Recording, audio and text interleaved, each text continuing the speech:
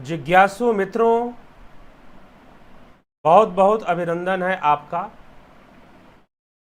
हमारे चैनल दिव्य सृजन स्पिरिचुअल में। जैसा कि आपको विदित है कि प्रत्येक दिवस 9 बजे हम यहाँ पर लाइव सेशन लेकर आते हैं और आज कुछ तकनीकी गड़बड़ियों के कारण कुछ विलंब हुआ और यह कार्यक्रम थोड़ा देर से प्रारंभ हो पा रहा है। चलिए कोई बात नहीं, लेकिन जो कमियां हैं वो दूर करने के चक्कर में थोड़ा विलंब हुआ है, जो कि कल से नहीं होगा।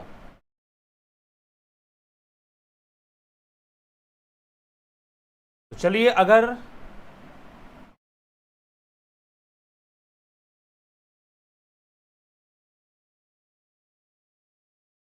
यदि आपको मेरी आवाज़ साफ साफ सुनाई दे रही है तो कृपया कमेंट करके बता दें कि आप आवाज़ पूरी साफ साफ सुन पा रहे हैं। अगर आपको मेरी आवाज़ साफ साफ सुनाई दे रही है तो कृपया बताएं कि आप साफ साफ सुन पा रहे हैं। अच्छा जी, हमिंग बहुत है, आवाज़ में हमिंग आ रही है, ठीक है।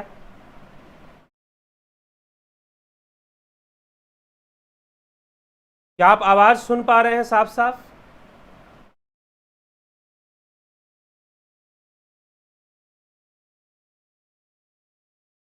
अगर साउंड में कोई दिक्कत ना हो तो बताएं, ठीक है। अब आप लोग का उत्तर मिल गया है कि हाँ ठीक है, आवाज़ सुनाई दे रही है, तो फिर ठीक है। तो चलिए चर्चा करते हैं। और आज का जो विषय है, आज काफ़ी प्रतीक्षा करनी पड़ी, इसलिए निश्चय ही आप सभी बहुत ही धन्यवाद के और अभिवादन के योग्य हैं, अभिनंदन के योग्य हैं आप सभी, क्योंकि आप सभी ने प्रतीक्षा की। लखन सिंह तंवर जी, संतोष जी, राजगुरु, गोपाल शर्मा जी, तरनजीत सिंह जी, राजू पाल जी, महेश मखवाना जी। इसीलिए मैं नाम लेता हूं कि सभी जो प्रतीक्षा करने वाले यहाँ पर जिज्ञासु भाई हैं, वह निश्चय ही जिज्ञासु भी हैं और मुमुक्षु भी हैं। तो हम सब ज्ञान की ओर आगे बढ़ें, यही उद्देश्य रहता है। तो सबका भी अभिवादन है। महेश राम पिस्दा जी, तरनजीत सिंह जी,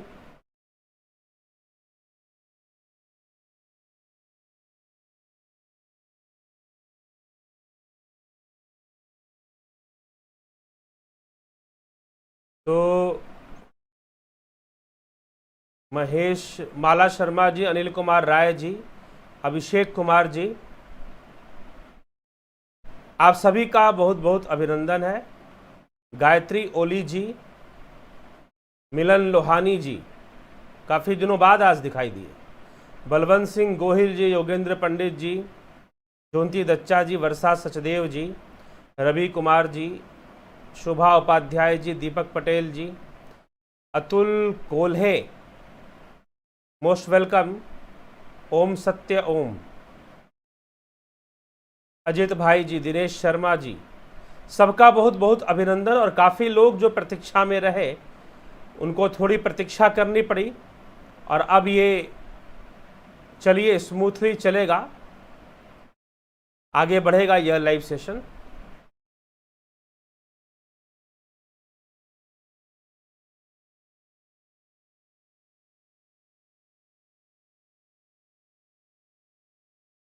ठीक है, चलते हैं, आगे बढ़ते हैं।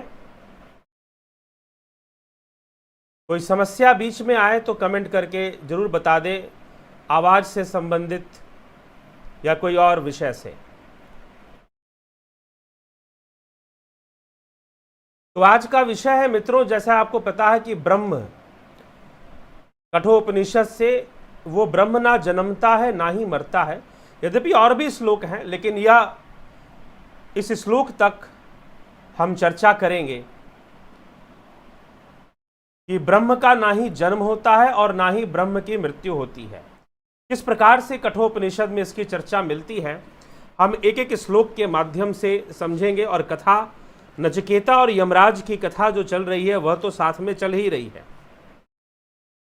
तो उस पर भी विचार करते हुए आगे बढ़ेंगे। प्रथम अध्याय का दूसरा वल्ली, प्रथम अध्याय का द्वितीय वल्ली पर हम चर्चा करेंगे और द्वितीय वल्ली के अंतर्गत 9 श्लोक हमने देख लिए थे। आज हम 10वें श्लोक से ये चर्चा प्रारंभ करेंगे। तो 10वां श्लोक में क्या कहा जा रहा है और क्या समझाने का प्रयास है, थोड़ा सा उस पर विचार कर ले। अहम जानामि शेवधि अनित्यम इति ही अध्रुवे तत् ध्रुवम न ही प्राप्यते ततः मया अनित्ये द्रवे नाचिकेत अग्निचितः नित्यम प्राप्तवान अस्मि प्राप्त जान्य हम, अर्थात कि अहम जानामि, मैं जानता हूं। मैं जानता हूं, क्या जानता हूं? थोड़ा सा कनेक्शन प्रॉब्लम रह रहा है, कोई बात नहीं, वो धीरे धीरे ठीक हो जाएगा। तो मैं जानता हूं कि कर्म फल रूप निधि अनित्य है, क्योंकि अनित्य वस्तुओं से वह नित्य पदार्थ नहीं मिल सकता। इसलिए मेरे द्वारा अनित्य पदार्थों के द्वारा नचिकेत नामक अग्नि का चयन किया गया। नित्य वस्तु परमात्मा को प्राप्त हो गया हूं, अतः उस निष्काम भाव की अपूर्व शक्ति से, तो यहां पर कहा जा रहा है कि मैं जानता हूं। नचिकेता, यमराज कह रहे हैं कि नचिकेता, मैं इस बात को भली भली बाती जानता हूं कि कर्मों के फल स्वरूप इस लोक और परलोक के भोग समूह जो निधि प्राप्त होती है वह अनित्य है। कर्मों के फल स्वरूप जो भी निधि प्राप्त होती है वह क्या है? वह अनित्य है, वह नित्य नहीं है।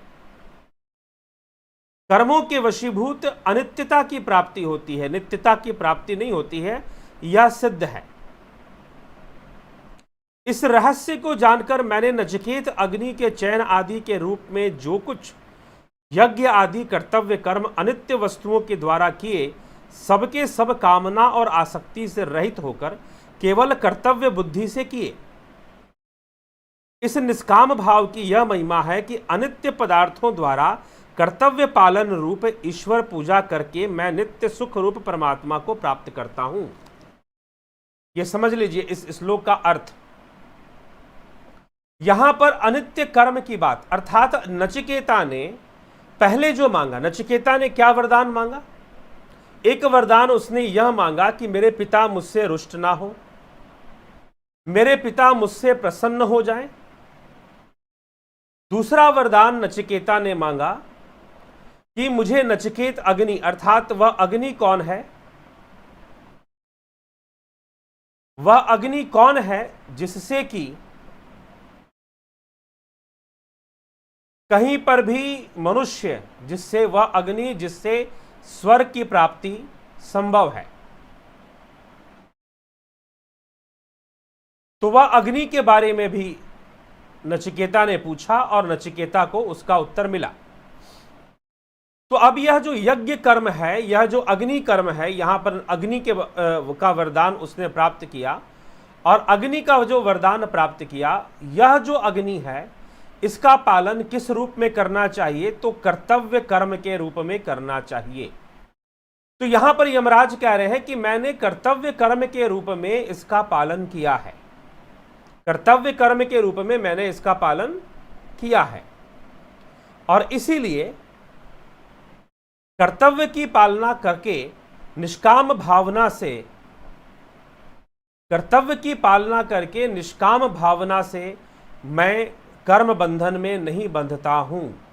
तो कर्म बंधन से मुक्ति का क्या उपाय है? निष्काम कर्म।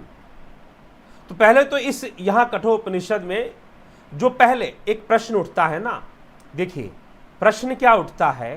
प्रश्न ये उठता है कि नचिकेता ने जो पहले 2 वरदान मांगे वह तो अनित्य ही है। एक तो अपने पिता की प्रसन्नता, कि उसके पिता बिल्कुल प्रसन्न हो जाए उस पर, पिता उससे जरा सा भी रुष्ट ना रहे, पहले की भांति जो पिता पुत्र का संबंध था वैसे ही स्थापित हो जाए। दूसरा वरदान उसने मांगा कि वह अग्नि कौन सी है जिससे स्वर्ग की प्राप्ति होती है। तो स्वर्ग की प्राप्ति करना भी अनित्य है। स्वर्ग नरक आदि लोक अनित्य हैं। कर्मों के द्वारा प्राप्त होने वाला सुख और दुख जो फल है वह भी तो अनित्य है। तो अनित्य की प्राप्ति होती है कर्म से, और कर्म फल के रूप में जो भी प्राप्त होता है वह क्या है? वह वस्तु अनित्य वस्तु है, वह नित्य नहीं है। तो अनित्य है। और यह जो नचिकेत अग्नि है वह अग्नि जो स्वर्ग की प्राप्ति में साधन है, जो सुख में साधन है, जो पुण्य में साधन है, उसको भी निष्काम भावना से कर्तव्य पालना के वशीभूत करना चाहिए, अर्थात उसे कर्तव्य समझकर ही करना चाहिए। ऐसा उपदेश यहां पर दिया जा रहा है, ना कि कर्तव्य समझकर जो लोग नहीं करते हैं वह कैसे करते हैं? मोह के वशीभूत करते हैं, और मोह के वशीभूत करने वाले निश्चय ही कर्म बंधन में बंध जाते हैं। जो मोह के वशीभूत नहीं करते वह कर्तव्य पालना के वशीभूत करते हैं। जो मोह के वश में नहीं है वह कर्तव्य पालना के वश में है, और कर्तव्य पालना के वश में आकर वह अपने अग्नि कर्मों को पूर्ण किया करते हैं। तो जिज्ञासुओं, यह विषय है कर्तव्य पालना का। और जो इस प्रकार से निष्काम भाव से कर्म करते हैं, निष्काम भाव से अग्नि आदि सभी कर्मों को करते हैं, यमराज यही कह रहे हैं कि नचिकेता, मैं भी निष्काम भाव से ही ये सारे कर्म करता हूं। इसीलिए प्रत्येक मनुष्यों को इन सभी अग्नि कर्मों को निष्काम भाव से ही करना चाहिए। अब यमराज जो है, देखिए, वह देव हैं और उनके पास स्वर्ग का सारा सुख भी है, अप्सराएं और तरह तरह के सामर्थ्य, मृत्युदाता भी हैं। जिसका समय आ जाता है कर्म के अनुसार, जिसका समय आ गया उसको वह उठा भी लेते हैं, अर्थात उसे मृत्यु भी देते हैं। तो नचिकेता बड़े निश्चिंत हैं कि भाई नचिकेत अग्नि का वरदान मुझे मिल चुका है, तो अब जो यह अनित्य वस्तु की प्राप्ति है वह तो हो चुकी।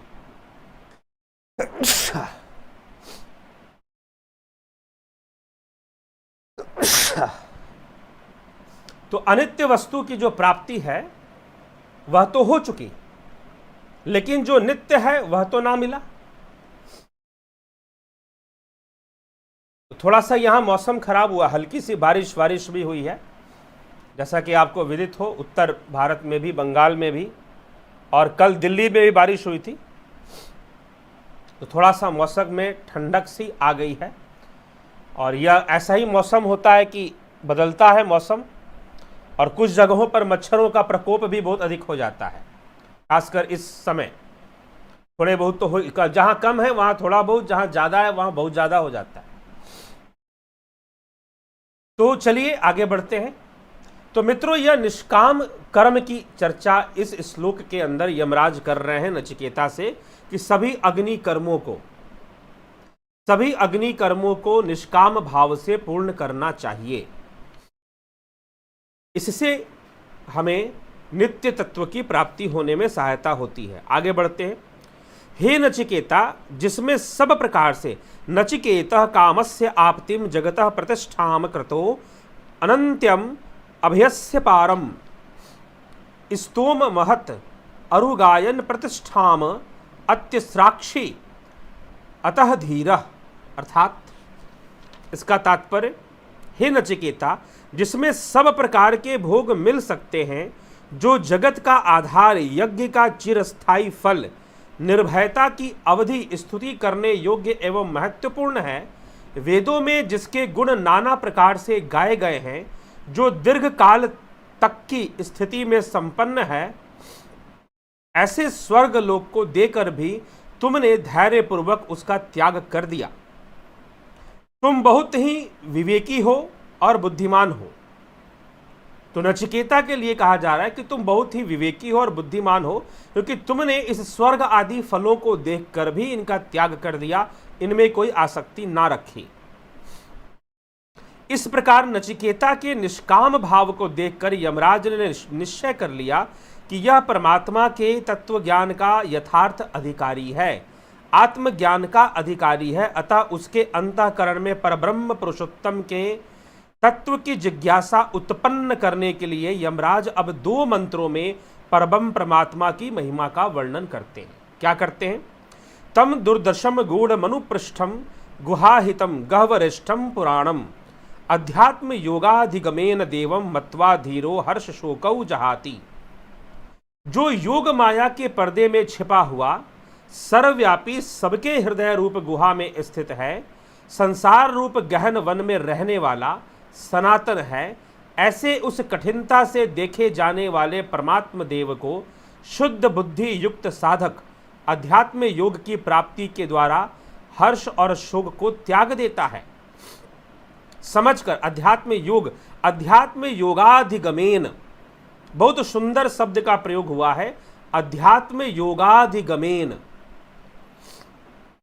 तो अध्यात्म योगाधिगमेन कि जो इस छुपे हुए सर्वव्यापी गुहा में, सबके हृदय गुहा में स्थित संसार रूप गहन वन में रहने वाला सनातन है, ऐसे उस कठिनता से जाने वाले परमात्म देव को शुद्ध बुद्धि युक्त साधक धीर जन ज्ञानी जन अध्यात्म योगाधिगमेन, अध्यात्म योग के द्वारा, यहां पर शब्द पकड़िए और इसको समझिए, अध्यात्म योग के द्वारा समझकर हर्ष को और शोक को त्याग देता है। अर्थात परमात्मा कैसे समझ में आएगा? लोग पूछते हैं ना कि हम तत्व को कैसे जानेंगे। कहा जाता है कि यह आत्मा इंद्रियातीत है, यह आत्मा भावातीत भी है, तर्कातीत भी है। इसे तर्कों से, कल के विषय में हमने ये सुना कि इसे तर्कों से नहीं जान सकते, इसे इंद्रियों से नहीं जान सकते। तो इसका मतलब इसको नहीं जान सकते, कैसे जानेंगे? अगर हम इसे जानेंगे तो अध्यात्म योगाधिगमेन, अध्यात्म योग के द्वारा ही हम इसे जानेंगे। कैसे जानेंगे? अध्यात्म योग के द्वारा। अब यहां पर जो शब्द प्रयोग हो रहा है, अध्यात्म योगाधिगमेन देवम मत्वा धीरो हर्ष शोको जहाति, कि जो धीर जन है, जो ज्ञानी जन है, वो अध्यात्म योग के द्वारा समझकर, किसको समझकर? उस आत्मा को समझकर, अध्यात्म योग के द्वारा उस आत्मा को समझकर, जानकर वो हर्ष और शोक का त्याग कर देते हैं। तो जानोगे कैसे? मात्र तर्कों से नहीं, मात्र बातों से नहीं, अभ्यास करते हुए, अध्यात्म योग का अभ्यास करते हुए जानोगे। ठीक है। एत श्रुत्वा संपरिगृह्य मर्त्यः प्रवृह्य धर्म मणुमेतमाप्य समोदते मोदनीयम ही लब्ध्वा विवर्त्वम सध नचिकेतसम मन्ने। मनुष्य इस धर्म में को सुनकर, इस धर्म अर्थात इस ज्ञान को सुनकर भली भांति ग्रहण करके, उस पर विवेक पूर्वक चिंतन करके, सूक्ष्म आत्म तत्व को जानकर, वह आनंद स्वरूप परब्रह्म को पाकर, अर्थात यहां पर देखिए टीकाकार में कई शब्द ऐसे लिख दिए जाते हैं जहां पर लोगों को लगता है कि अलग अलग अर्थ है, परब्रह्म का अर्थ अलग, आत्मा का अर्थ अलग, परमात्मा। जी नहीं, एक ही है, लेकिन यहां पर अर्थ में इस प्रकार की, उसको आनंद स्वरूप को, मोदनीयम अर्थात जो आनंद स्वरूप है, उसको जानकर और पाकर मोदते ही, आनंद में ही मग्न हो जाता है। तुम नचिकेता के लिए मैं परम धाम का द्वार खुला हुआ मानता हूं। हे नचिकेता, तुम्हारे जैसा आत्मज्ञान का जिज्ञासु, जो कि संसार की माया में उलझा हुआ नहीं है, जो संसार के नित्य और अनित्य वस्तुओं का सार जानता है, जो जानता है कि नित्य क्या है और अनित्य क्या है, यह कर्म फल, कर्मों से प्राप्त होने वाला सुख दुख, स्वर्ग आदि का सुख और नरक आदि का दुख, यह सब ही अनित्य है। इसीलिए इनके प्रति मोह नहीं रखना चाहिए, इनके प्रति हमें अवसादग्रस्त नहीं होना चाहिए। स्वर्ग का सुख मिले तो स्वर्ग का सुख भी अनित्य है, अगर नरक का दुख मिले तो वह भी निश्चित ही अनित्य है। जो नित्य वस्तु आत्मा को जानने वाले हैं, वह इन सब का मोह नहीं करते, ना ही दुखी होते हैं और ना ही इनसे सुखी होते हैं। इसीलिए यमराज कहते हैं कि सभी अग्नि कर्मों को, अग्नि कर्म वास्तव में गृहस्थ कर्मों के लिए अग्निकर्म। और यहाँ पर प्रारंभ से ही हमने जो सुना है, यमराज एक गृहस्थ व्यक्ति हैं, क्योंकि 3 दिन से वह जब घर में नहीं थे और जब वापिस आए तो उनकी पत्नी ने उन्हें बताया कि आपके द्वार पर कोई ब्राह्मण पुत्र, कोई ऋषि पुत्र आपकी प्रतीक्षा 3 दिन से कर रहा है, और 3 दिन से उसने ना अन्न ग्रहण किया है और ना ही जल ग्रहण किया है। इसलिए सर्वप्रथम आप उस ऋषि पुत्र को जाकर दर्शन दें और उससे पूछें कि उसकी क्या आवश्यकता है। अगर कुछ देने योग्य दान है तो उसे अवश्य दान दें। और उसी में 3 दिन के बदले में यमराज कहते हैं कि तुम 3 वरदान मांग लो, और उन्हीं 3 वरदानों को मांगा है। उसी में नचिकेत अग्नि का भी वर्णन आ गया, तो जो कि स्वर्ग की प्राप्ति कराने वाला है, जो कि अनित्य ही है। तो यमराज कहते हैं कि अनित्य भोगों को भी निष्काम भावना से भोगना चाहिए, चाहे अब दुख मिल रहा हो चाहे सुख मिल रहा हो। संसार के भोगों को भी निष्काम भावना से कर्तव्यपूर्ण, देखिए जब कर्तव्य की भावना होगी तो निश्चय ही निष्काम होगा, लेकिन जब भोग की भावना होगी, जब लोभ लालच और भोग होगा, तो फिर कर्तव्य नहीं रह जाएगा, फिर तो कर्तव्य रह ही नहीं जाएगा। इसीलिए कर्तव्य की भावना से ही संसार के कर्मों को करना चाहिए, और जो कर्तव्य की श्रेणी में आते हैं उन्हीं को करने के लिए प्रयासरत रहना चाहिए। कहने का तात्पर्य यह है। तो यही बात यमराज यहां पर कह रहे हैं कि इस प्रकार से जो उनमें आसक्त ना होकर इस प्रकार से नित्य अनित्य वस्तुओं को समझता है, आत्म तत्व का जिज्ञासु है और उसको जान लेता है, हे नचिकेता, तुम्हारे लिए, तुम जैसे जिज्ञासु के लिए परम धाम का द्वार हमेशा खुला रहता है। किसके लिए परम धाम का द्वार खुला रहता है? जो निष्काम भावना से कर्तव्य कर्मों की पालना करता है और उस आत्म तत्व का जिज्ञासु है और आत्मज्ञान की ओर आत्मज्ञान के मार्ग पर चलने वाला है, उस योगी के लिए, उस अध्यात्म योगी के लिए कठोपनिषद में उस आत्मा को जानने का जो मार्ग बताया जा रहा है उसे अध्यात्म योग शब्द से कहा गया है। अभी पिछले श्लोक में हमने देखा, अध्यात्म योगाधिगमेन, अध्यात्म योग के मार्ग पर चलकर उसको, उसके द्वारा ही वह उस आत्मा को जान पाता है। ठीक है,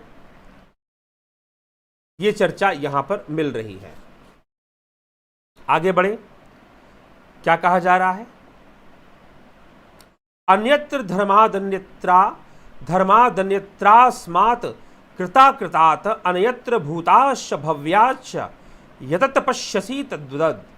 जिस उस आत्मा को धर्म से अतीत, अधर्म से भी अतीत तथा इस कार्य और कारण रूप संपूर्ण जगत से भी भिन्न और भूत, वर्तमान एवं भविष्य तीनों कालों से तथा इनसे संबंधित पदार्थों से भी पृथक जानते हैं, उसे बतलाइए। अर्थात जो कार्य और कारण के सिद्धांत से परे है, जो वर्तमान, भूत और भविष्य से भी परे है।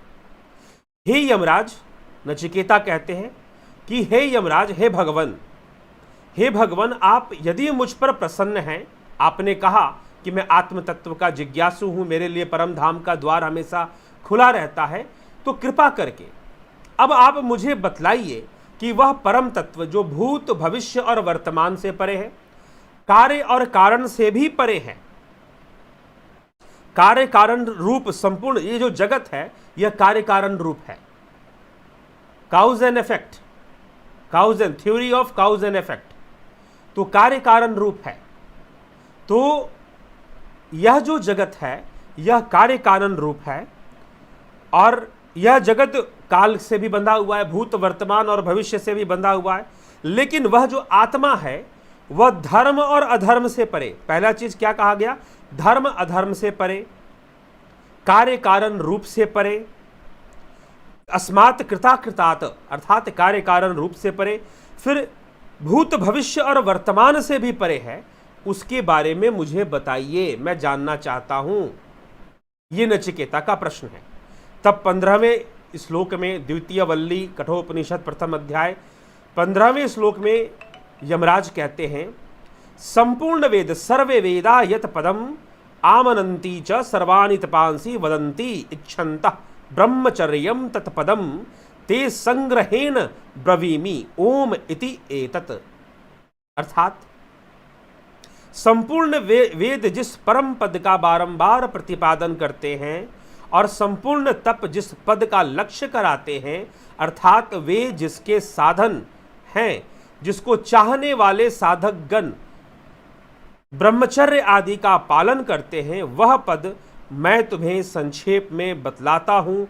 ओम, उसको ओम के नाम से भी जानते हैं। ओम ब्रह्म स्वरूप है, ओम ही चतुष्पाद है, लेकिन उच्चारण करने वाला ओम या ग्रंथों में लिखा गया ओम सांकेतिक है।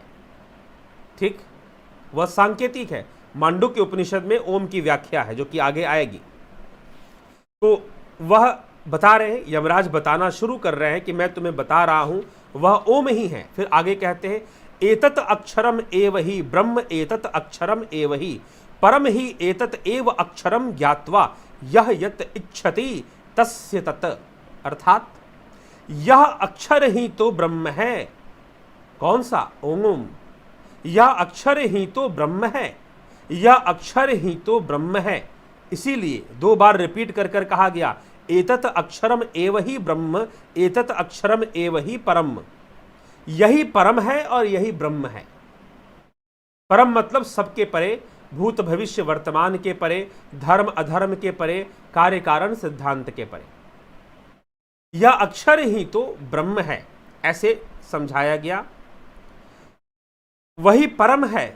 अक्षरम ज्ञात्वा, इस अक्षर को जानकर जो चाहता है उसको वही मिल जाता है। जो इस अक्षर को जान लेता है तो फिर वो जो चाहेगा उसको वो मिल जाएगा। यहां पर यमराज कहते हैं अर्थात जो उस आत्मा को जान लेता है, जिसे आत्मज्ञान हो गया, जिसने आत्मा को जान लिया, फिर तो वो जो चाहे वो प्राप्त कर सकता है। संसार का कोई भी सुख वैभव और कोई भी अनित्य कोई भी वस्तु उसके लिए उससे परे नहीं हो सकती है।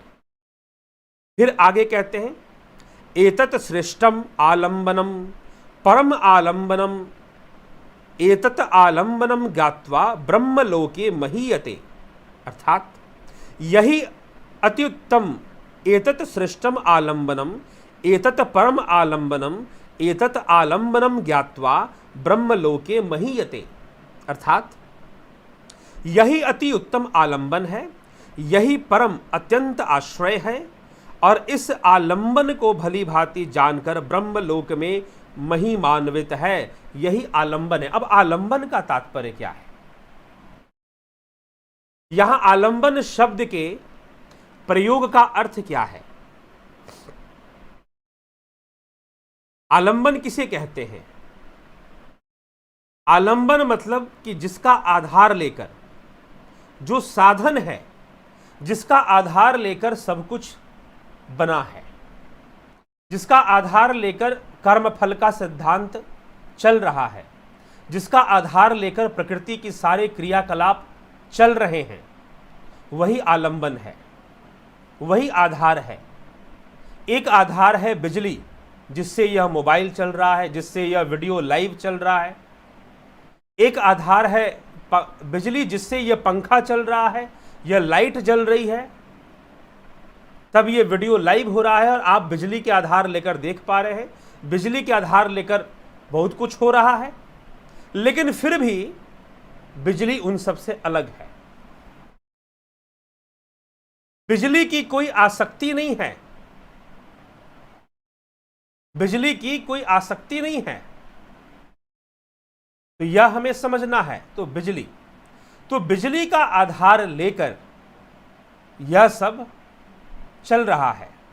वैसे ही वह आलंबन है, वह आत्मा ही आलंबन है।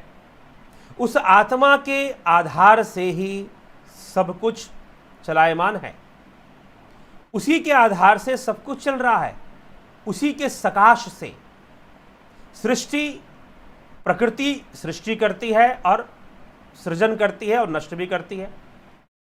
लेकिन वह स्वयं इन सभी क्रियाकलापों से भिन्न है, पृथक है। वह धर्म अधर्म से पृथक, वह, अब यहां पर एक और प्रश्न होगा, धर्म अधर्म से पृथक होने का तात्पर्य क्या है? क्योंकि धर्म और अधर्म का महत्व किसके लिए है? जीव के लिए है, मनुष्य के लिए है। जो कैवल्य को प्राप्त करने वाले, जो समाधि को प्राप्त करने वाले महायोगी हैं, ना उनके लिए ज्ञान है, ना अज्ञान है, ना गुरु है, ना शिष्य है, ना धर्म है, ना अधर्म है। इसीलिए कठोपनिषद के इस श्लोक में धर्म और अधर्म शब्द का भी प्रयोग किया गया। तो मन में प्रश्न उठ सकता है कि भाई धर्म अधर्म से परे, उस आत्मा को धर्म और अधर्म से परे क्यों कहा गया? कार्य कारण सिद्धांत से परे और भूत भविष्य और वर्तमान से परे भी बता दिया गया। अक्षर स्वरूप ओंकार, ओंकार रूप, एक ओंकार कहते हैं ना, तो उससे भी परे वह अक्षर स्वरूप, वह ब्रह्म रूप, वह इन सब से परे होकर स्थित है। तो वह अंतिम आश्रय है, उसी का आश्रय है, वही आलंबन है, उसी के आलंबन से प्रकृति के संपूर्ण क्रियाकलाप चल रहे हैं, उसी के सकाश से सब कुछ हो रहा है। ठीक है, उसी के सकाश से सब कुछ हो रहा है। तो यह यहां पर कहा जा रहा है। फिर आगे क्या कहते हैं 18वें श्लोक के अंतर्गत, न जायते मृत्ये वा विपश्चिन्नायम कुतश्चिन्न बभूव कश्चित अजो नित्यम शाश्वतो अयम पुराणो न हन्यते हन्यमाने शरीरे। अब यह श्लोक लगभग यही श्लोक, थोड़ा सा शब्दों का हेरफेर है, आपको श्रीमद् भगवद गीता के दूसरे अध्याय में मिल जाएगा। सांख्य योग नामक अध्याय जो है, आपको यह श्लोक वहां भी मिल जाएगा। न जायते मृत्यते वा विपश्चिन्नाय कुतश्चिन्न बभूव कश्चित अजो नित्य शाश्वतो अयम पुराणो न हन्यते हन्यमाने शरीरे। यही तो पहला प्रश्न क्या था, तीसरा प्रश्न क्या था कि शरीर के नष्ट होने पर भी वह कौन है जिसके अंदर कोई परिवर्तन नहीं आता, नष्ट नहीं होता। तो कह रहे हैं कि नित्य ज्ञान स्वरूप आत्मा न तो जन्मता है और ना ही मरता है, यह ना तो स्वयं किसी से हुआ और ना कोई भी हुआ है, अर्थात यह ना तो किसी का कार्य है और ना ही किसी का कारण है। यह अजन्मा नित्य सदा एक रस रहने वाला पुरातन है, अर्थात क्षय और वृद्धि से रहित शरीर के नाश किए जाने पर भी नाश नहीं किया जा सकता। शरीर के नाश किए जाने पर भी यह नाश नहीं किया जा सकता। अब एक बात बताओ, मैं प्रश्न पूछता हूं, क्या मृत शरीर में आत्मा है? क्या मृत शरीर में आत्मा है?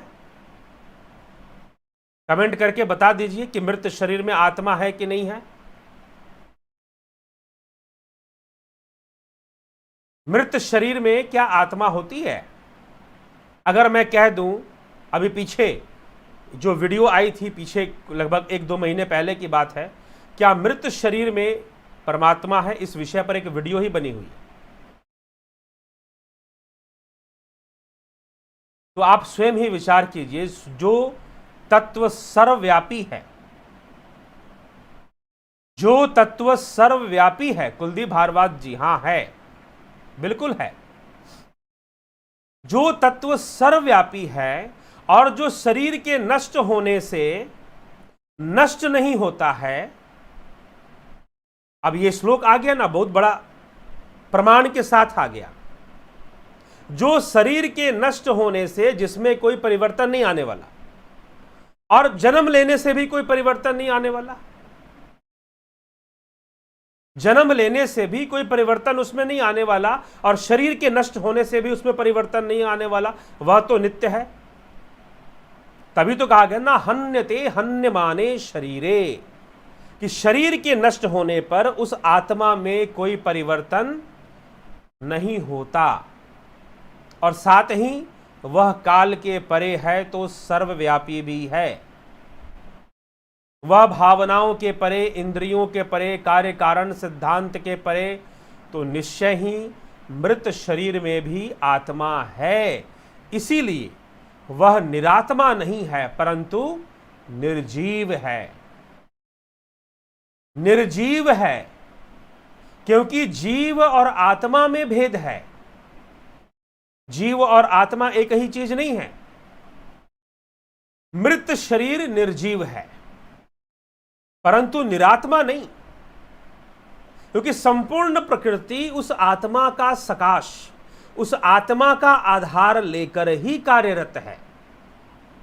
और जब वह सर्वव्यापी है तो फिर मृत देह में क्यों नहीं होगा? जब वह काल के परे है, क्योंकि मरना, जीना, शरीर का नष्ट होना और जन्म ले लेना, पुनरपि जननम पुनरपि मरणम पुनरपि जननी जठरे शयनम यह संसारे खलु दुस्तारे कृपया पाहि पार मुरारे।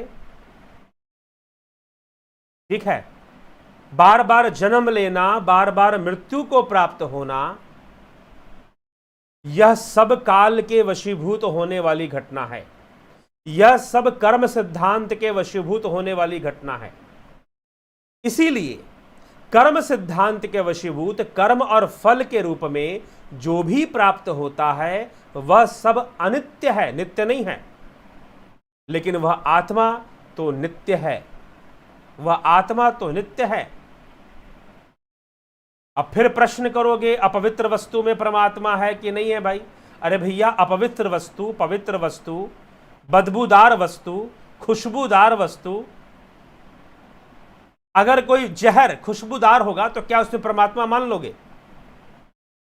इसीलिए ये हंसी का पात्र है कि आप ये कहते हो कि फलानी जगह तो गंदगी है, सुअर तो गंदा जानवर है, अरे उसमें परमात्मा कैसे हो सकता है? नहीं, उसमें परमात्मा नहीं हो सकता, हमारा हृदय नहीं मानता। तो हृदय नहीं मानता तो यह कोई तर्क नहीं है। मानने के लिए आप सूरज को चांद मान लो, चांद को सूरज मान लो, क्या फर्क पड़ता है? अगर मानकर ही सब कुछ करना है तो दाल को रोटी मान लो, रोटी को दाल मान लो। जब दाल खानी हो तो बोलो कि रोटी बना दो, और जब रोटी खानी हो तो बोलो कि दाल बना दो, क्या फर्क पड़ता है? अगर सब कुछ मानकर ही चलना है तो पवित्र वस्तु, अपवित्र वस्तु, किसी से खुशबू आ रही है, सुगंध आ रही है, और किसी से बहुत बदबू आ रही है। जिस वस्तु से बहुत बदबू आएगी तो आप कहोगे कि इसमें परमात्मा नहीं है, और जिस वस्तु से बहुत सुगंध आएगी तो उसमें कहोगे कि परमात्मा है। और मान लो कि सुगंध आने वाली वस्तु विष है, मान लीजिए कि सुगंध आने वाली वस्तु जो है वह विष है, विष जहर है, तो क्या उसमें परमात्मा हो जाएगा? क्योंकि उसमें से सुगंध आ रही, वो मीठी मीठी है इसलिए। ठीक है, इसीलिए आत्म तत्व सर्वव्यापी है। इसीलिए ये श्लोक प्रमाणित करता है ना हन्यते हन्यमाने शरीरे, कि शरीर के नष्ट हो जाने पर उस नित्य आत्मा में कभी कोई फर्क नहीं पड़ता, उसमें कभी कोई परिवर्तन। ये पूरी श्रृंखला जितने श्लोक मैंने आज पढ़े, संख्या नंबर बता देता हूं। कठोपनिषद प्रथम अध्याय द्वितीय वल्ली, दूसरे वल्ली का आज जो चर्चा हुई मित्रों, उस पर विचार करें। ना हो तो उन श्लोकों को फिर से पढ़ें और उस पर विचार करें, चिंतन करें, मनन करें कि किस प्रकार से इस तथ्य को यहाँ पर लिया गया है और समझाने का प्रयास किया गया है। तो 10वें श्लोक से लेकर 18वें श्लोक, न जायते म्रियते वा विपश्यन्नायम कुतश्चीन बभूव कश्चित अजो नित्यम शाश्वतो अयम पुराणो न हन्यते हन्यमाने शरीरे।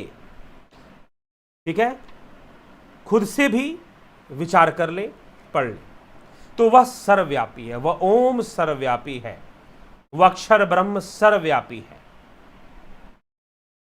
ठीक है, तो इसीलिए ना वह जन्मता है। आज का विषय क्या है? तो देखिए, इसमें हमने टोटल 8 श्लोकों पे आज चर्चा की। मैं चाहता तो 8 श्लोकों में से कोई भी विषय ले सकता था, अच्छे अच्छे विषय थे। यह आत्मा धर्म अधर्म से परे है, आत्मा कर्ता कारण और कार्य से परे है, आत्मा जो है भूत वर्तमान और भविष्य से परे है। यह सब विषय लिया जा सकता था। और भी कुछ विषय इसमें बहुत गंभीर विषयों पर चर्चा की गई है, कर्तव्य कर्म पे चर्चा की गई इन्हीं 8 श्लोकों में। इन 8 श्लोकों में बहुत बड़े बड़े रहस्यों को खोला गया है। इन 8 श्लोकों में बहुत बड़े बड़े रहस्यों को उद्घाटित किया गया है, खोला गया है। अंत में इसे साफ रूप से कह दिया गया है कि शरीर के नष्ट होने या रहने या ना रहने से कोई, आत्मा अपनी जगह पे बना रहेगा, वो जैसे है बना रहेगा। ये संपूर्ण क्रियाकलाप, ये संपूर्ण क्रियाकलाप उसके आधार पर ही चल रहा है। ठीक है, उसके आधार पर भी चल रहा है। कोई मृत है या कोई जीवित है, मृत होना भी उसी का आधार है और जीवित होना भी उसी का आधार है। बिना उसके आधार के ना मृत्यु का अस्तित्व है और बिना उसके आधार के न तो है। ध्यान रखिएगा, तो है, ध्यान रखिएगा। उस आत्मा के आधार के बिना ना मृत्यु का अस्तित्व है, उस आत्मा के आधार के बिना ना जन्म का अस्तित्व है। ठीक, तो कोई मृत हो या कोई जीवित हो, हर परिस्थिति में, या कोई मृत हो या कोई जीवित हो, हर परिस्थिति में उस आत्मा का आलंबन है, उस आत्मा का आश्रय है। मृत देह के लिए भी आत्मा का आश्रय है और इस जीवित के लिए भी आत्मा का आश्रय है। ठीक है, चलिए अब हम चर्चा करते हैं आपके कमेंट पर, किस तरह के कमेंट आप कर रहे हैं।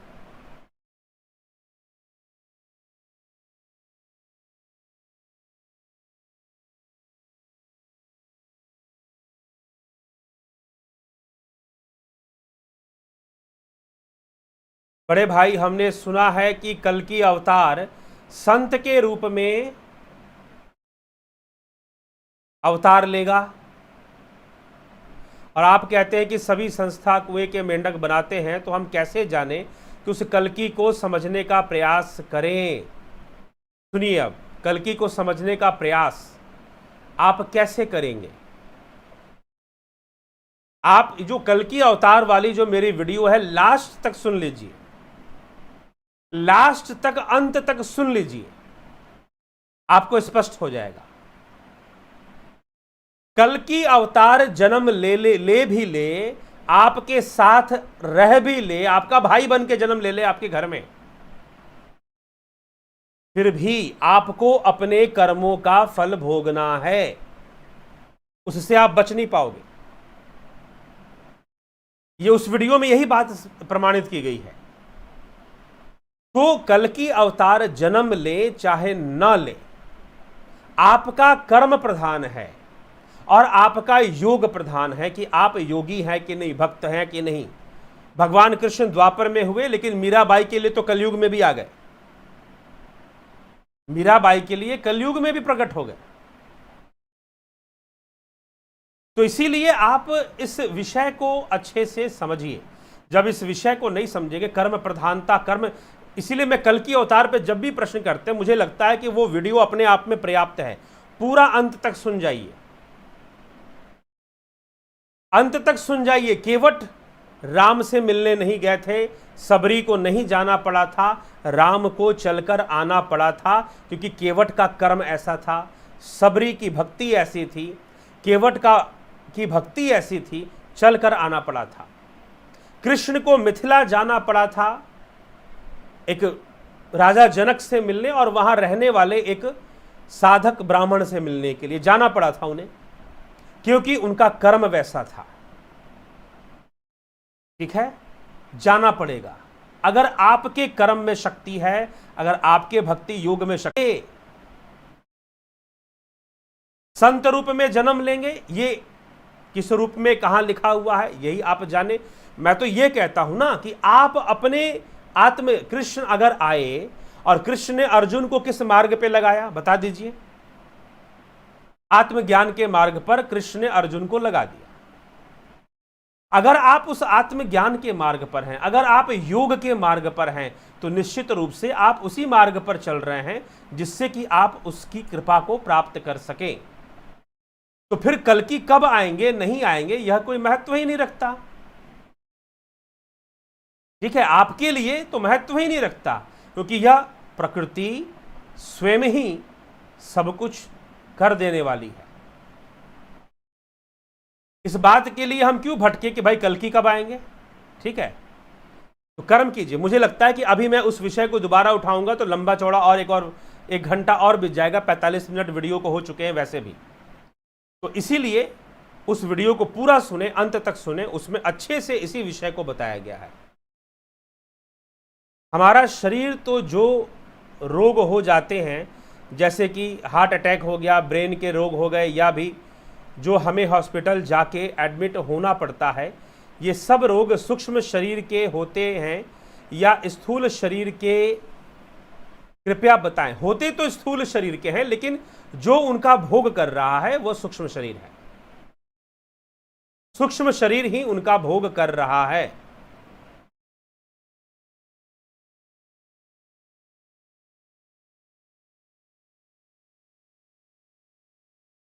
भाई खुद को जान लो और किसी को जानने की जरूरत नहीं। जी हाँ, अच्छी बात। शरीर भी एक माध्यम होता है, बिल्कुल, शरीर माध्यम है, शरीर साधन है। साधन धाम मोक्ष करी द्वारा, तभी तो कहा गया। क्या ध्यान में प्रवेश, गायत्री ओली जी, क्या ध्यान में प्रवेश करने के लिए पहले कुंडलिनी जागरण का होना जरूरी है? ध्यान में प्रवेश करने के लिए कुंडलिनी जागरण का होना जरूरी है। अब देखिए, अब यह प्रश्न कैसे है, यह प्रश्न किस प्रकार से है। ये आपने जो प्रश्न कर दिया कि ध्यान में प्रवेश करने के लिए पहले कुंडलिनी जागरण का होना जरूरी है। ध्यान में खाना खाने के लिए पेट खाली होना जरूरी है। बता दो, पेट खाली होना जरूरी है ना कि नहीं? पेट खाली होगा तभी तो खाओगे। क्या आप इस बात की चिंता करते हैं कि पेट खाली है कि नहीं? जी नहीं, आप भूख की चिंता करते। भूख लगी है तो खाना खाना है, ठीक है, भूख लगी है तो खाना खाना है, ठीक है। तो अब भूख कब लगेगी? जब पेट में जगह होगी तभी तो भूख लगेगी। भूख लगेगी कब? जब पेट में जगह होगी तभी भूख लगेगी, ठीक है। तो इसीलिए मैं कहता हूं कुंडलिनी जागरण के पीछे पड़ो मत, पढ़ो मत, दौड़ो मत, भागो मत कि ये जागृत होगा, वो जागृत होगा। अरे कहां उलझे हुए हो और कितना समय बर्बाद कर रहे हो अपना। मैं सीधी एक वाक्य में कह रहा हूं, अपना समय बर्बाद कर रहे हो। ये जागृत होगा, वो जागृत होगा, इधर जागृत होगा, फिर उधर जागृत होगा। सही तरीके से ध्यान करना शुरू करो, बस। निश्चय ही ये बात आपकी सही है गायत्री ओली जी, आपने जो कहा, क्या कुंडलिनी जागृत होना जरूरी है ध्यान में उतरने के लिए? मैं इसे नकार नहीं सकता हूं क्योंकि सही है, लेकिन चक्कर में मत पड़ो, चक्रों के चक्कर में मत पड़ो, चक्रों के चक्कर में मत पड़ो, सीधी सी बात। अगर मान लो कि पेड़ को हरा भरा करना है, अगर आप चाहते हो कि हमने आम का पेड़ लगाया और वो बड़े होकर अच्छा फल दे, मीठा फल दे, क्या करना पड़ेगा? नियम से उसके जड़ में पानी देना पड़ेगा। क्या पत्तों को पानी देना पड़ेगा? क्या टहनियों को पानी देना पड़ेगा? और अगर वृक्ष छोटा है, आम का जो प्लांट है, जो गांच है, अगर वो छोटा है तो ज्यादा पानी डालोगे तो वो गिर भी जाएगा, ठीक है ना। वो हो सकता है वो नष्ट भी हो जाए। मात्र उसके जड़ में पानी दीजिए, जड़ में पानी दीजिए, बाकी तो वो अपने आप बड़ा हो जाएगा और फल देना शुरू कर देगा। तो बस ध्यान शुरू कीजिए अगर सही तरीके से। शास्त्र सम्मत पतंजलि योग सूत्र की जो चर्चा है उसके अनुसार अगर आप सही तरीके से ध्यान साधना, ध्यान योग का जो अभ्यास है, जो साधना है, अगर आप शुरू करते हैं तो कुंडलिनी भी जागृत होगा और ध्यान भी होगा, ध्यान भी हो जाएगा। जबरदस्ती स्पेशल से कुंडलिनी जागरण करने की जरूरत नहीं है। प्राणायाम आदि क्रियाएं, त्रिबंध आदि क्रियाएं और कई क्रियाओं को करते हुए जब अंतर्मुखी अतेंद्रिय ध्यान, हमारे यहाँ जो कोर्स है सन मेंबरशिप और जुपिटर मेंबरशिप में, उसमें उसी प्रकार से ध्यान कराया जाता है। ठीक है, उसी प्रकार से ध्यान कराया जाता है। तो जब आप सही तरीके से जब ध्यान योग का अभ्यास उन क्रियाओं को करेंगे तो यह प्रश्न पूछने का जरूरत नहीं पड़ेगा कि कुंडलिनी जागरण होने से ध्यान होगा क्या। ठीक है, इसमें उलझने का जरूरत नहीं पड़ेगा। चलिए,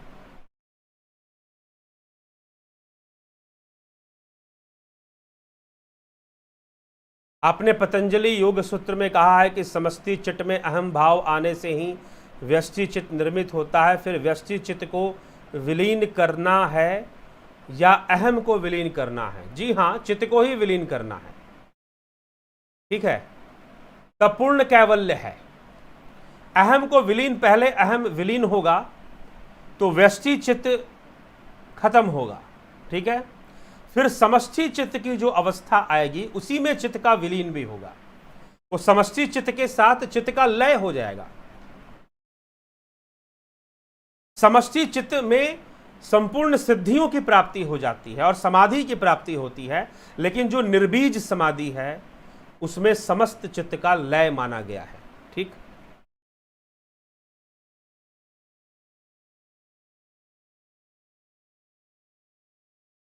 ब्रह्म अनंत है तो कोई ब्रह्म को संपूर्ण जान सकता है क्या? अभी पीछे कुछ दिन पहले केनो उपनिषद में चर्चा हुई है इस विषय पर। ब्रह्म ज्ञान, मैं जानता भी हूं और नहीं भी जानता हूं। सुनिए, दोबारा उस वीडियो को सुनिए, टाइटल में यही लिखा गया था, ब्रह्म ज्ञान, मैं जानता भी हूं और नहीं भी जानता हूं। दोबारा उसको सुन लीजिए।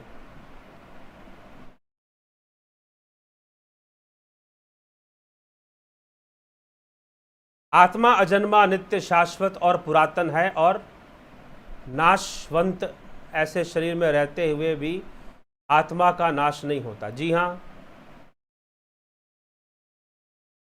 ब्रह्म तत्व में जब तक आप विलीन नहीं होते तब तक आप उसकी मौजूदगी का एहसास नहीं कर पाओगे।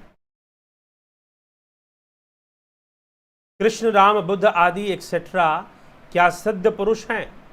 और इसका मतलब वो सभी किसी जन्म में योग किया होगा। बिल्कुल, वो योगी ही थे, सिद्ध योगी थे। ठीक है,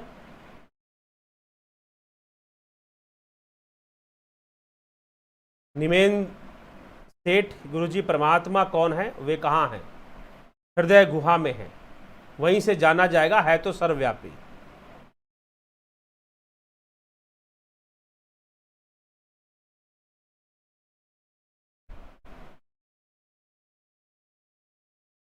Whether Chitranjan Burvaj, whether a bhakt can attain mukti without discarding the akhakti and not having sambhava, sambuddhi by having faith only on Bhagwan by one servant and kirtan. The faith, through the faith we can attain the ध्यान सिद्धि, एकी भाव अवस्था, एकी भाव अवस्था। But after dissolving that bhava we can have the mukti और मोक्षा। वो भाव भी, एक भाव भी ना रह जाए तो मुक्ति है, मोक्ष है। अब बाकी ये जो कीर्तन भजन, ये जो फेद है, इससे एक ही भाव हुआ जा सकता है। एक ही भाव ध्यान की अवस्था है। अष्टांग योग के अनुसार ध्यान की अवस्था ही एक ही भाव है।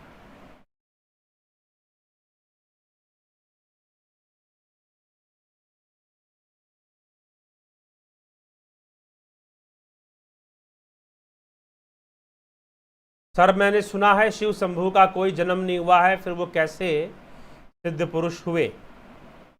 शरीर रूप में तो आए, इसीलिए सिद्ध पुरुष हुए।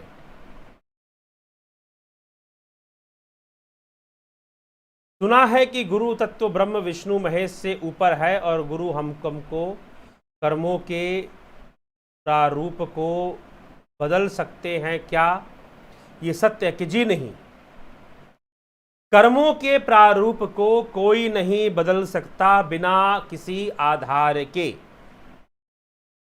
ठीक है, कोई नहीं बदल सकता, गुरु भी नहीं बदल सकता। जब तक आप गुरु को आधार नहीं दोगे, अपनी साधना का, अपनी भक्ति श्रद्धा सेवा का आधार जब तक आप नहीं दोगे, तब तक गुरु भी आपके लिए कुछ नहीं कर सकता। ठीक है, इसीलिए कर्म की जो सत्ता है सब इसके वश में है। चाहे राम आए, जो कृष्ण आए, उनको अपनी इच्छा से इसे अपने ऊपर लेना पड़ता है। इसीलिए सबने दुख भोगा। 14 वर्षों का वनवास राम को भी, कृष्ण को भी जन्म जेल में मिला, उसके बाद भी अनेक दुख रहे। चाहे बुद्ध आए, चाहे महावीर हो, चाहे कोई भी सिद्ध पुरुष हो, तो सिद्धों का तो यह भूमि ही है, उन सब के सब कर्म के वशीभूत ही रहते हैं। बस अपनी स्वेच्छा से वो कर्मों का वश धारण कर लेते हैं। ठीक है, तो कर्मों से परे कोई गुरु नहीं दे सकता, कोई अवतारी पुरुष नहीं दे सकते। हाँ, अगर आप साधना सेवा का आधार देते हैं, भक्ति का आधार देते हैं, तो वो आपके लिए कुछ कर सकते हैं, अन्यथा वो भी कुछ नहीं कर सकते। भक्ति, कर्म, राज, हाथ, ज्ञान, ये सब योग के टाइप्स हैं। क्या योग ही परमात्मा है? क्या योग परमात्मा तक जाने का पथ है? जी हाँ, भक्ति, कर्म, राज योग, अथवा भक्ति, कर्म, भक्ति योग, कर्म योग, राज योग, ये क्या है? इस पर एक वीडियो और हम आगे ले आएंगे, जिससे कि ये अलग अलग स्पष्ट हो जाए। वैसे एक ही है, परंतु जब निष्काम भावना से कर्म किया जाता है तो वह योग है। जब निष्काम भावना से ईश्वर का नाम कीर्तन किया जाता है, उसमें एक ही भाव होने का प्रयास किया जाता है, तो वही भक्ति है, वही योग है। दोनों में कोई भेद नहीं है, एटाइमोलॉजिकली भेद भी नहीं है। अगर हम शब्द व्युत्पत्ति के अनुसार जाएं तो भक्ति शब्द का अर्थ और योग शब्द का अर्थ भी एक ही है, और वो है जुड़ जाना, मिलन हो जाना। ठीक है, अध्यात्म योग क्या है?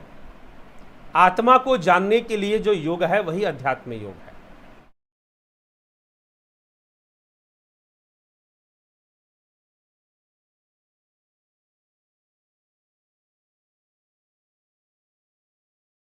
ओम ब्रह्म अक्षर, या अभी और चर्चा इस पर आएगी। एक श्लोक में आज चर्चा हुई है, अभी और भी आएगी।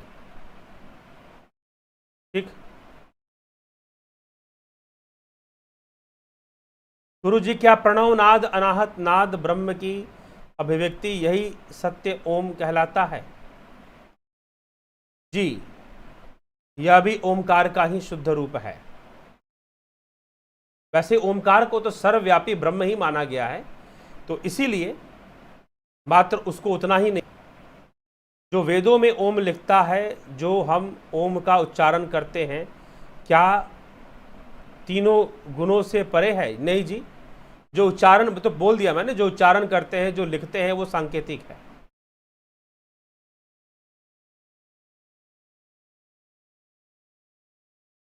मुझे किसी की भी मृत्यु का शोक नहीं रहा, और मूर्ति पूजा पहले मैं करता था, पर उनका भाव अब नहीं रहा, और सबकी कामनाओं का सुनाई देना करता हूँ। चलो ठीक है, मूर्ति पूजा करते भी थे तो अपनी कर्तव्य निष्ठा से उसे कर सकते हैं। मरणोपरांत शरीर में आत्मा स्वरूप जीवन शक्ति के रूप में नहीं होता। हाँ, जीवन शक्ति के रूप में नहीं होता, लेकिन आत्मा तो होता ही है, सर्वव्यापी है तो होता ही है, जीव नहीं होता। भाई मेरे मित्र, शरीर में आत्मा नहीं रहती, चलो जी, लेकिन रहती है, शास्त्र अनुसार तो रहती है।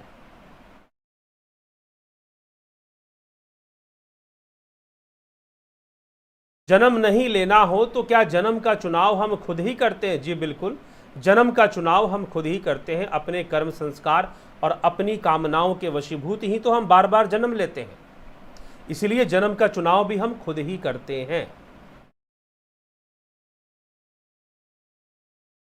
शरीर में वायु कितने प्रकार की होती है आपको शायद पता नहीं, हो सकता है ना पता हो।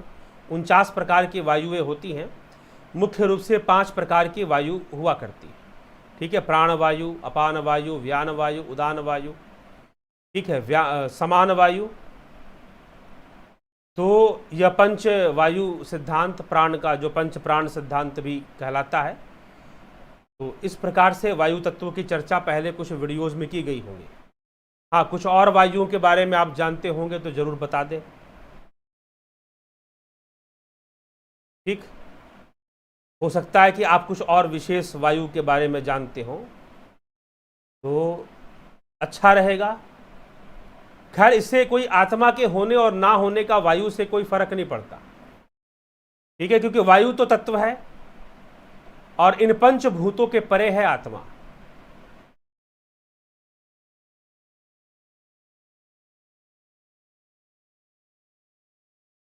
ब्रह्म ओंकार स्वरूप है, वह मेरी खुद की अनुभूति ही वो शिव है जी।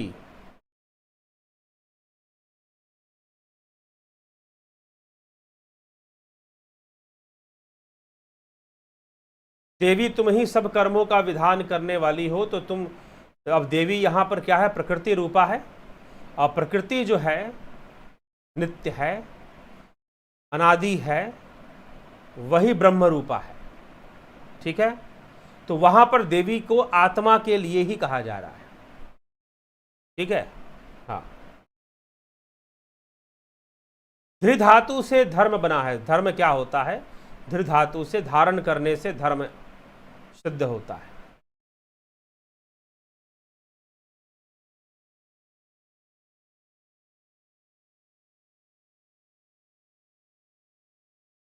आत्मा तो सर्वव्यापी है, सब जगह है, शरीर तो एक साधन है। जी हाँ,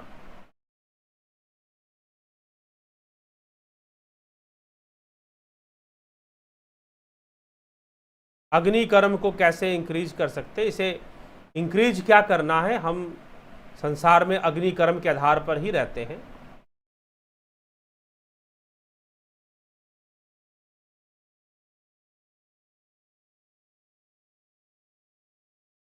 ब्रह्मांड का कर्ता कौन?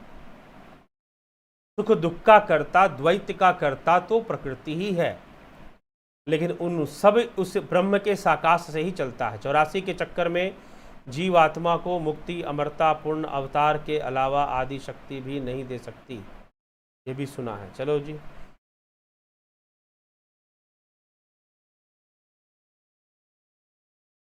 श्रुति चैनल जी, मैं आप जैसे साधकों से विशेष खुश हूँ जो लोगों को कल्याणकारी मार्ग की जानकारी देते हैं। बहुत बहुत आभार आपका। किसी भी नियम को साधना आवश्यक है, ब्रह्म मुहूर्त में जागना आवश्यक है।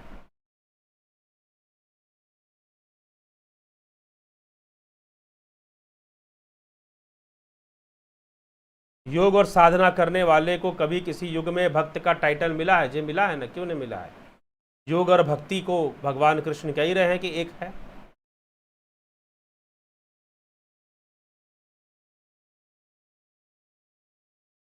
ठीक है, ये चीज है, ये तो शब्द प्रयोग की बातें हैं। टाइटल मिलना ना मिलना, शब्द एटाइमोलॉजी, शब्द व्युत्पत्ति विज्ञान, वह क्या कहता है? योग शब्द का अर्थ क्या, भक्ति शब्द का अर्थ क्या? और गीता में तो स्पष्ट रूप से कहा भी गया है कि योग भक्ति में फर्क भी नहीं है। इस पर जब गीता में इस पर चर्चा चल रही थी तो इसको, इस चर्चा को बताया गया है।